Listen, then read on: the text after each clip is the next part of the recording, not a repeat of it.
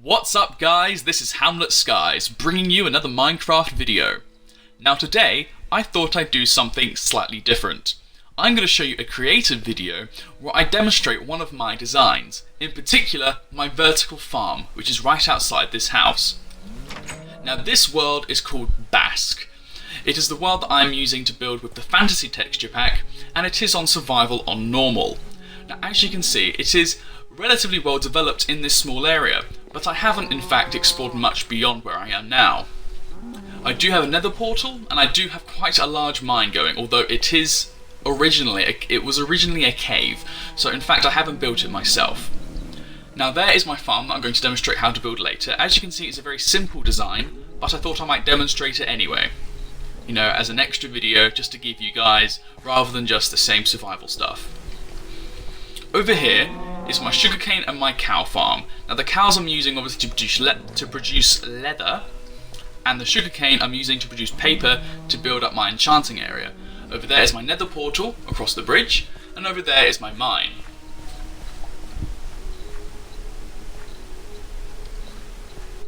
Now,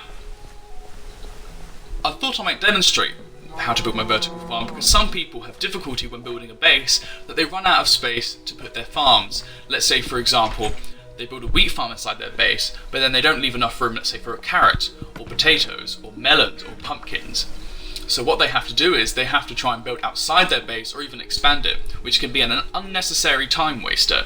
What I thought would be a prudent thing to do would be to build upwards using a vertical farm, with multiple layers of different farms stacked one on top of the other, without any risk of crops not growing below or above. Up there is my beacon, and back there was my laboratory with all the recipes on the walls.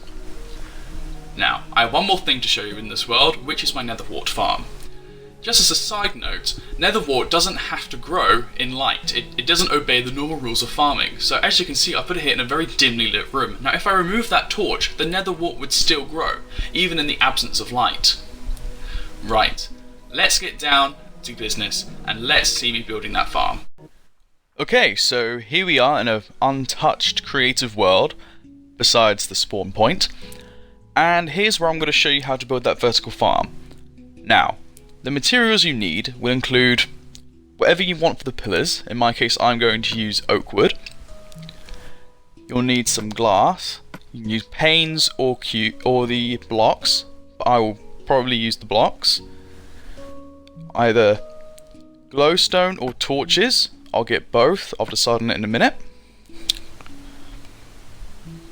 You will also need whatever food source you want to use. So in this case, I'm going to use wheat, potatoes, and carrots.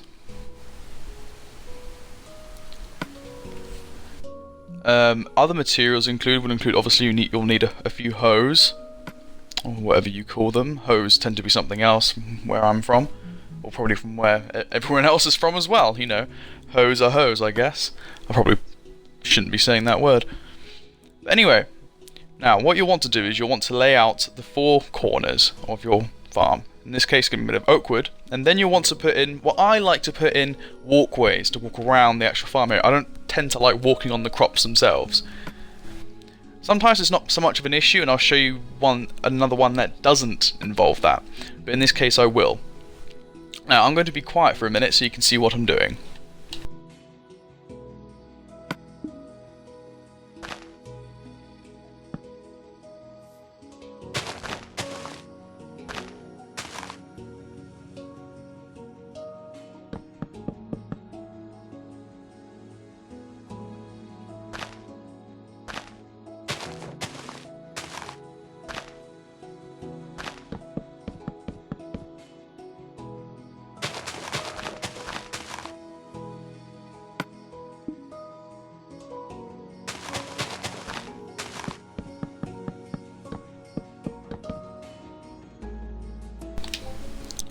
Now this is one of the smaller layouts you can do for this farm.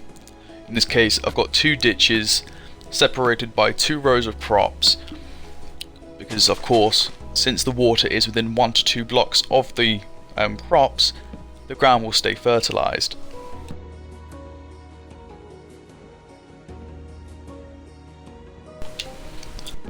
Now here I'm going to build a bigger one. One still, yet again, with only 2 ditches, but this time the 2 sides of the farm are actually going to be separated by a walkway in between them to be more aesthetically pleasing.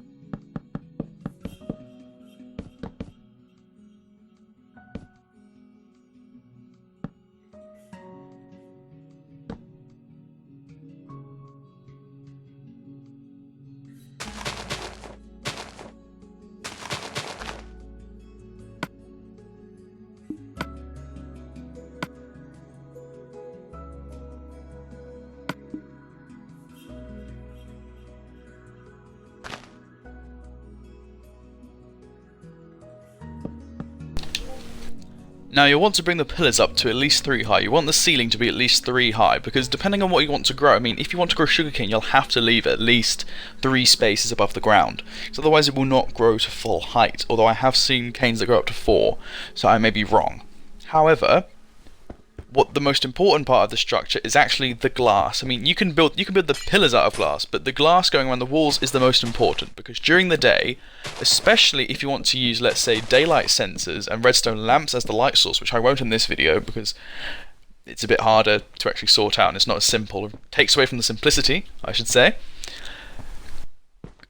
Using glass is the most readily available way to get sunlight during the day. If you can't get glowstone just yet, but you still want to build the tower, then using torches and glass is the best way to do it, because of course natural light as well as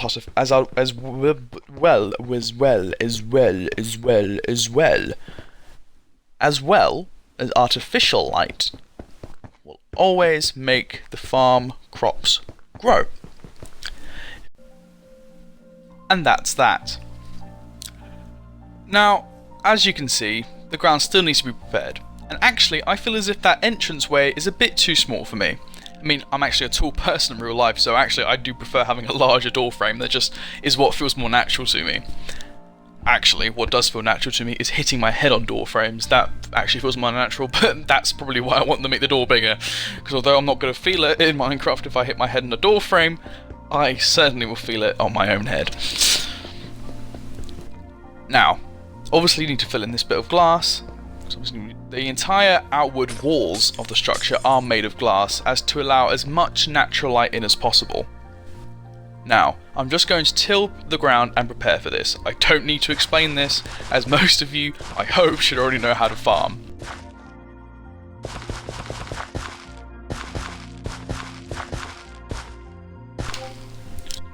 Then again, who am I to deny people more hints and tips? Farming in Minecraft is simple. You till the land, and you put, let's say, wheat seeds. In this case, you put them in that tilled land using a hoe. Now, it's best always to have blocks of water within very short range of the land, so it will grow quicker, and it's also very good to have the land well illuminated, as to keep the crops growing during the night, as artificial and natural light, as I said earlier, both work just as well.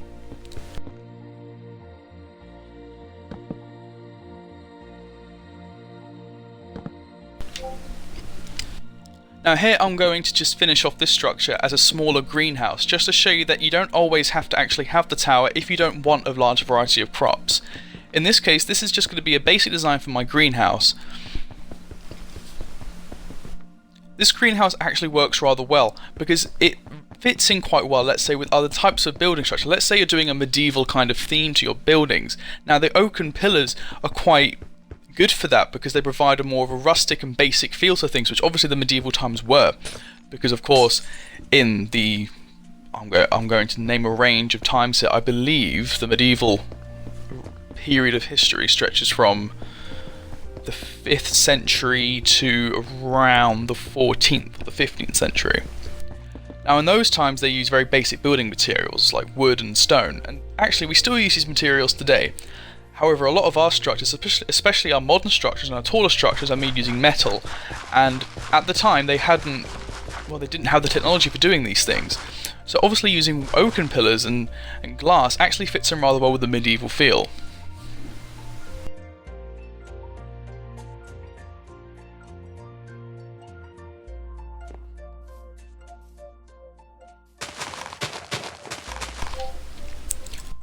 And that is the greenhouse done.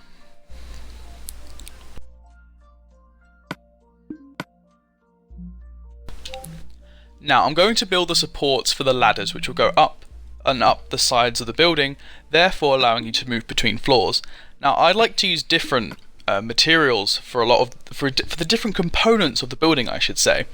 And in this case I'm going to use spruce wood planks because they're a nice dark colour and it contrasts well with the jungle wood. And actually it contrasts rather well with oak wood too. Not so much with birch, I think, because birch is very light, and having a very light and very dark, while they do contrast directly, it's not a very easy transition on the eyes, especially not when they're brightly lit at night.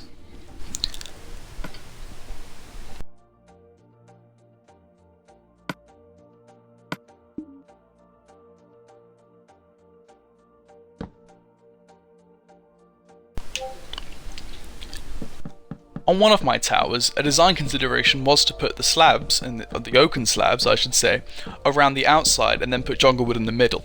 But I've changed my mind instead to actually have the jungle wood following the outline of the walkway and have the oaken slabs as the foundation for the actual farm itself, with the dirt and the water sitting on top of them later. It also provides a nice aesthetic for when you're standing underneath these floors.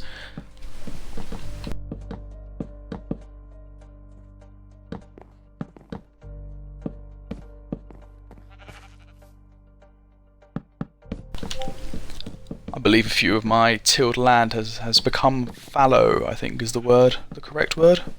Yes, I think it is. And there's one floor finished, minus lighting, which we'll do in a minute. Now, it seems a few bits of my cropland have seemed to untill themselves and become fallow while we were building. Now, let me just replant those.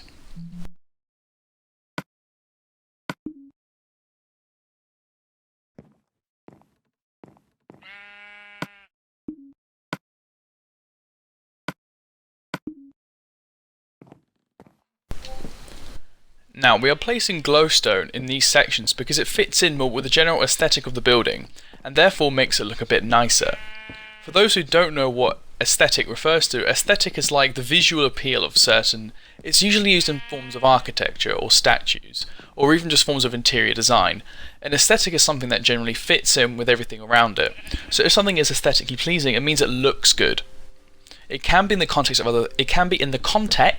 of other things, but it can also just be on its own. So let's say, if you're talking about the general aesthetic of a medieval building, it's going to generally be made out of wood and stone. If we're talking about the general aesthetic of a modern building, it might be built, in Minecraft at least, of white materials such as wool or maybe clay.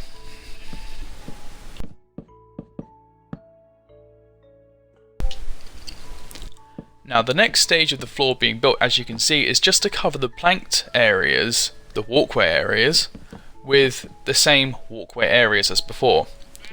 This design, in terms of the roof also being the same layout with the walkway, means that the next layer for you to build is always really easy to see, and you don't have to keep going backwards and forwards between the two floors to see what you've done before. You can just look down and the floor plan's right there for you.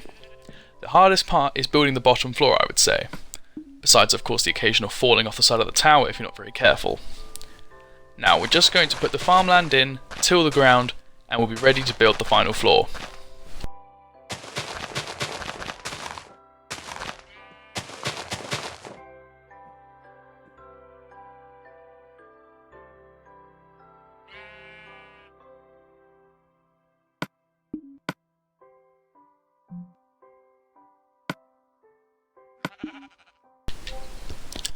What you must remember is that it doesn't have to be just 3 floors tall. It can be two. It can be 2, anywhere up to 200. I don't think you can actually build up to 200, but you know what I mean. It can go as high as you like it, as you want, need, or like it to be. Hell, you could even make the greenhouse there and just light that up with a proper roof rather than just one made of glass. It's up to you. All I would ask that if you ever use these structures, then please give credit where credit's due. It doesn't have to be a lot, just a small little sign just saying Hamlet Skies or something. Right, now after finishing those 2 other floors and having done the roof, which is made of basic oak slabs, I'm going to show you a different use for these towers. Now obviously you still have the farms inside, but it can also double as a watchtower, again to save space, and that is the primary reason for this tower. It is to save space in those bases. So obviously now, to leave those ladder areas clear, you just want to place some fences around it. Obviously at this point I forgot to put in the oak planks, realising that obviously that since wooden slabs are only half blocks, you can't put a fence directly on them. But yes, just line the whole area around it and place fences around that area, and then you have a nice area that you won't fall off, and you can even stand up on the slabs and look over the fences. Now, let's just wait for me to finish this.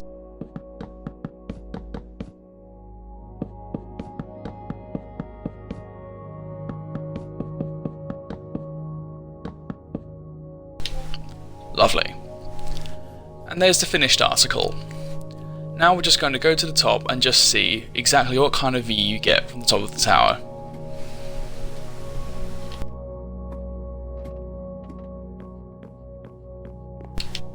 Now this is just basically a massive open field that is 36 times the size of the 360 creative field, and there's a village over there, but it's a good view nonetheless, and you can imagine what it would be like on a survival world.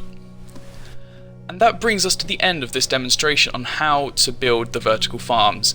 I hope you enjoyed the series, and well, it's not so much a series, just a video, but it's a series for me. I've taken about 7 videos to make this. Don't forget to like, comment and subscribe, and carry on crafting, guys. Thank you.